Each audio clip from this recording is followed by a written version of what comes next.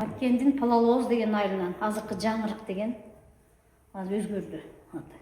Ошо Жаңырык деген айылынан төрөлгөм. Мен ошол жерде чоңоюп, өсүп, ошол жерде окуп, анан ошол жерде 8-класска чейин окуп, 8-ди бүтүп, Ошко барып, педучилищенин музыка бөлүмүн бүтүп келдим. Кайра келип 85-жылы тапшыргам да окуу жайга. Анан ошо 89-жылы кайра эле бүтүп келип, ошол өзүм окуган мектептен иш жолумду баштагам. Ошол жерде иштеп жүрүп, анан кайсы жыл экенин 92-жылы Жаңы Жер айылына келип, ошол жерде мектепте иштеп жүрөт. Кичинекей 5 жашымдан эле музыкага өтө кызыкчумун да. Кичинекей кезимден эле ошо кичине гармошка бар, ошону алып өзүмчө ырылдап, мен Рыспай Абдыкадыровмун мен деп ошол өзүмдү ошолордой кыялданып, кичинекейимден эле ошо кызыкчумун да.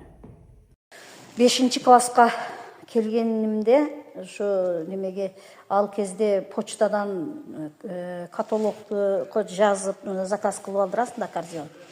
Иркутскийден бир аккордеон алдыргам 5-классымда. Ата-энеме дагы айтпай, эч кимге айтпайм. Жазып көрөйүнчү, келсе келип калат деп өзүмчө эле жазып жиберсем, унутуп да калыппын. Бир убакта келди, почтальон келип, ай Умарова сага посылка келди, бар, келе кал деп чакырып калып барсам, аккордеон келиптир да. Ал күндөгү сүйүнүчтү айтты ба мендеги.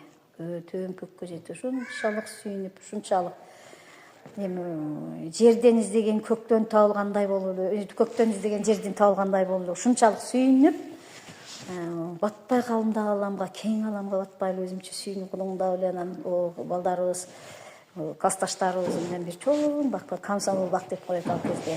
Ошол бакка түшөнөн кечке секирип, мен аккордеон чертсем алар бийлешет. Бийле ошол күнү ушул убакка чейин эч эсимден кетпейт да. Атам чоорду ойногон. Чоорду балтырканды чөп оруп кетип атып, балтыркандан чоор жасап да ошол жерде эс алганда кичине мындай күүлөрдү ойноп калчу да. Ал кезден күүлөрдөн анча ойлонгон эмес экенбиз да. Ал убакта мынчалык атамдын ошо кайсы күүнү ойноп аткандарын толук билбей калгам экен да. Себеби музыкалык сабаты жок болгондон кийин кайсы эмен ойноп атат деп эле коет экенсиң да. Ошол анан апам болсо ооз комузду өтө чебер ойночу да. Ооз комузду отура калып эле анча-мынча убактарда өзү зериккен убактабы же ушундай илхам келип калган убактабы ойноп калчу да. Кулак салып апамдын ошо ооз комуз ойногону ушунчалык кум келе берет эле да. Отуруп алып ойнойт. Сонун күүлөрдү ойнойт, кайсы күүлөр экенин дайы эсимде калбаптыр. Кичинекейинибизде ойночу эле да. Дагы ата-энеңиз дагы чыгармачыл адамдар болду. Бүт бир туугандарым дагы бүт бардыгы эле ошол бири аккордеон, бири комуз, бири гитара, бири мандолинде ойношот. Баары музыка жандуу үй-бүлө болгонбуз да. Ата-энем дагы каршы болгон жок. Окууга тапшырам музыкальныйга десем, макул, барып окуп кел деп жакшынакай эле колдоп, коштоп жиберишти. Ырдап чыгайын деген жаңы өтүп келгенде кызыгуу болот го. Ошол убактарда эми раса ырдагым келип жүргөн. Ырдап дагы жүрдүм. Өзүм мына айылдык немелерде ырдап жүргөм да, клубтарда, маданият үйлөрүндө ырдап жүрдүм.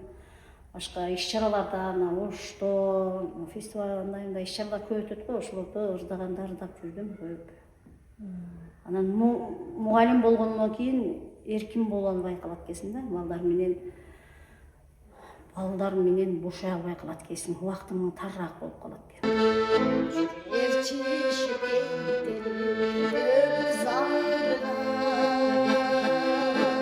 Сунушун суланан чикке калкып